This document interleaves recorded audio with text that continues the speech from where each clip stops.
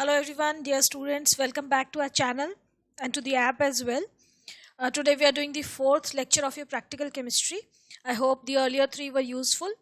Now we are doing the salt analysis. Salt analysis में आपको जो करना है action of heat on various salts. मतलब आपको ड्राई हीटिंग करनी है, ठीक है। आपके सिलेबस में 10 सॉल्ट्स हैं और उनको आपको ड्राई हीट करके ऑब्जर्व करना है कि उनमें क्या कलर चेंज हुआ, क्या रेजिड्यू बचा है, what is left behind after heating, after the gas is evolve, और कौन सी गैस इवॉल्व हुई है। तो उसके बेसिस पे आपको सॉल्ट को आइडेंटिफाई करना है। तो again the physical characteristics of the salt are very important. मतलब आपको जो नजर आ रहा है सॉल्ट को देखते ही वो क्या है। पहली चीज आपको देखना है कि सॉल्ट की फॉर्म कैसी है, वो अमॉर्फस है या क्रिस्टलाइन है।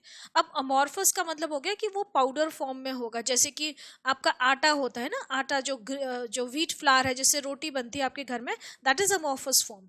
जो आप टेल्कम पाउडर यूज करते हैं, that is also amorphous, crystalline नहीं होते वो, है ना। बाकी हम अपने घर में शुगर यूज करते हैं, सॉल्ट यूज करते हैं, they are in the form of crystals. तो क्रिस्टलाइन और अमॉर्फस जो है वो आपको सॉल्ट, जब आपको सॉल्ट सैंपल मिलेगा वो आपको देख के नजर आ जाएगा कि ये अमॉर्फस है या क्रिस्टलाइन है। तो सबसे पहले आपको वो देखना है। तो आपके सिलेबस में जो एक्शन ऑफ हीट आपको स्टडी करना है, that is of 10 salts are there. तो अमॉर्फस उसमें सिर्फ दो ही हैं, ओनली 2 सॉल्ट्स आर अमॉर्फस।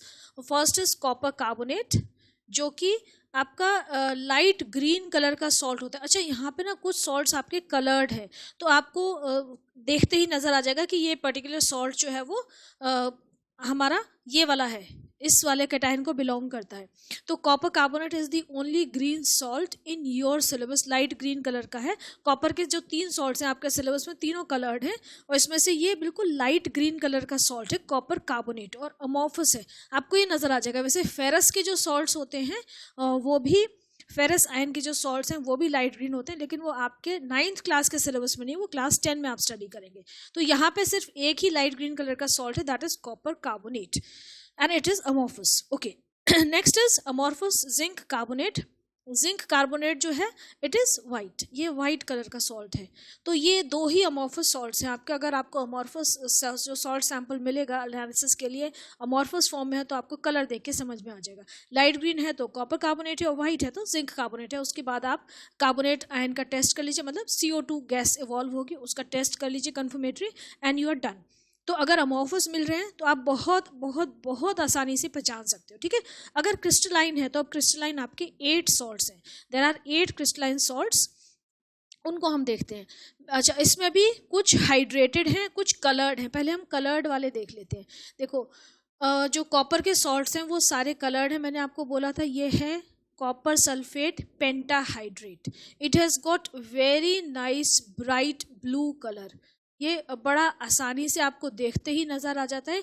ये ब्लू कलर का सॉल्ट होता है, मैं दूसरे कलर से लिखती हूँ, है ना। ब्लू कलर का सॉल्ट है, ब्राइट ब्लू कलर जो होता है ना, light and bright blue colour का सॉल्ट होता है कॉपर सल्फेट पेंटाहाइड्रेट .5H2, मतलब 5 WOC, 5 वाटर मॉलिक्यूल्स इसमें अटैच्ड हैं, वाटर ऑफ क्रिस्टलाइजेशन के 5 मॉलिक्यूल्स अटैच्ड हैं इसके साथ। तो ये आपका एक कलर्ड सॉल्ट है। इसके बाद जो कॉपर का जो दूसरा सॉल्ट है, कॉपर का दूसरा सॉल्ट कौन सा है हमारे पास, copper nitrate hexahydrate. Copper nitrate जो है वो भी कॉपर का कलर्ड सॉल्ट है। ये ब्लूइश ग्रीन कलर का होता है। मतलब जो हमने कॉपर कार्बोनेट देखा था वो सिर्फ ग्रीन था, light green, pale green colour का था, and copper sulphate bright blue है, and this is somewhat bluish green. मतलब ये जो तीनों कलर्स मैं आपको बता रही हूँ, जब आप सॉल्ट को देखेंगे तो आपको कलर देख के समझ में आ जाएगा। यू कैन ईजिली डिफरेंशिएट कि हाँ ये वाला ये सॉल्ट है। आपको लेकिन कलर्स याद रखने हैं, ठीक है। एंड देन लेड नाइट्रेट नहीं, अमोनियम क्लोराइड जो है ये भी नहीं। आयोडीन आपका वायलेट, आयोडीन जो है वो आपका वायलेट कलर का सॉल्ट है, क्रिस्टलाइन है, यहाँ लिख दूँ मैं वायलेट। आयोडीन जो है वो वायलेट पर्पल कलर की होती है, वायलेट क्रिस्टल्स होंगे, तो ये क्रिस्टलाइन सॉल्ट है आयोडीन। और उसके बाद जो आपको ये लास्ट वाला जो सॉल्ट है ना, अमोनियम डाइक्रोमेट, ये जो सॉल्ट है अमोनियम डाइक्रोमेट, ये बहुत सुंदर ऑरेंज कलर, एकदम ब्राइट ऑरेंज कलर का सॉल्ट होता है, क्रिस्टलाइन सॉल्ट है। तो ये भी आपको देखते ही सॉल्ट मिलेगा, देखते ही नज़र आ जाएगा कि हाँ ऑरेंज है तो अमोनियम डाइक्रोमेट है, क्रोमेट इसमें रेडिकल प्रेजेंट है। तो अब ये जो सारे 10 सॉल्ट्स हैं ये आपके सिलेबस में हैं, इनका हम एक एक करके स्टडी करेंगे। बाकी जो रिमेनिंग है ना ये वाइट है, जैसे ये वाले सॉल्ट्स बच गए, sodium carbonate, zinc nitrate, lead nitrate and ammonium chloride, ये सारे वाइट क्रिस्टलाइन सॉलिड्स हैं, वाइट क्रिस्टलाइन सॉल्ट्स हैं। तो आपको जब सॉल्ट सैंपल मिलेगा तो आपको उसको स्टडी करना है और देखना है कि कैसे कैसे इसमें चेंजेस आ रहे हैं, कौन सी गैस इवॉल्व हो रही है। तो हम पहले सॉल्ट से स्टार्ट करते हैं। देखो यहाँ पे आपकी बुक में दे रखी है, ऑब्जर्वेशन टेबल दे रखी है और आइडेंटिफिकेशन के उसके कुछ दे रखे हैं कि कैसे कैसे आइडेंटिफाई करना है। तो मैं वो आपको एक्सप्लेन करती जाऊंगी एक एक करके। देखो फर्स्ट वाला देखिए, जो फर्स्ट हमें सैंपल दिया गया है अमॉर्फस सॉल्ट दिया है। तो अमॉर्फस में हमारे दो ही हैं, copper carbonate and zinc carbonate, दोनों में कार्बोनेट रेडिकल है, ये ध्यान रखिएगा। तो अगर लाइट ग्रीन अमॉर्फस पाउडर है तो वो हमारा कॉपर कार्बोनेट है। अब इनकी ड्राई हीटिंग करनी है, तो आपको टेस्ट ट्यूब में थोड़ा सा सैंपल लेके उसको हीट करना है। हीट करेंगे, जब मैंने आपको बताया था टेस्ट ट्यूब है तो टेस्ट ट्यूब को अपने माउथ से थोड़ा सा दूर रख के हीट करना है, उसकी डायरेक्शन दूसरी तरफ होनी चाहिए और उसको थोड़ा सा टिल्ट करके हीट करते हैं, स्ट्रेट बिल्कुल हीट नहीं करते हम, क्योंकि अगर उसमें WO से रिलीज होता है water of crystallization, water vapour अगर इवेपोरेट हो रहे हैं तो they should come and condense at the cooler part of the test tube. अगर आप इसको स्ट्रेट करेंगे तो वो डायरेक्ट वहीं पे रहेंगे एंड आपको एक तो टेस्ट नहीं पता चलेगा वाटर वेपर का, दूसरा वो जो हीटेड पार्ट है टेस्ट ट्यूब का, इट माइट क्रैक, क्योंकि वो वाटर वेपर जो है वो वापस वहीं पे फॉल हो रहा है। तो the test tube also it might crack and it may cause accidents. तो we always tilt it towards the opposite end, मतलब हमारा जो फेस है उसके ऑपोजिट आपको टेस्ट ट्यूब का माउथ टिल्ट करके उसको हीट करना होता है। Okay, so light green amorphous powder था, हमने उसको हीट करना शुरू किया तो उसमें से क्या होगा कि गैस इवॉल्व होनी शुरू हो जाएगी। जो गैस इवॉल्व होगी, अब हमें पूरा आइडिया है कि ये हमारी कॉपर कार्बोनेट सॉल्ट है, ठीक है। तो हमें ये पता है कि अब ये गैस इवॉल्व हो रही है, इट इज कलरलेस ओडरलेस। तो कलरलेस और ओडरलेस गैस हमारी कौन सी थी, या तो हाइड्रोजन थी या ऑक्सीजन थी या CO2 थी या वाटर वेपर था। तो यहाँ पे हाइड्रोजन ऑक्सीजन नहीं है, क्योंकि आप सबसे पहले उसमें वो टेस्ट करेंगे, कौन सा वाला टेस्ट करोगे, उसकी एसिडिटी या बेसिसिटी टेस्ट करने के लिए लिटमस पेपर टेस्ट करेंगे। तो हम लिटमस पेपर को उसके पास लेके आएंगे तो हमें पता चल जाएगा कि ये तो एसिडिक गैस है। तो एसिडिक गैस एक ही है जिसमें कलर नहीं है, स्मेल नहीं है, तो वो हमारी कौन सी हो जाएगी, CO2। तो अब हमें आइडिया है कि ये CO2 है।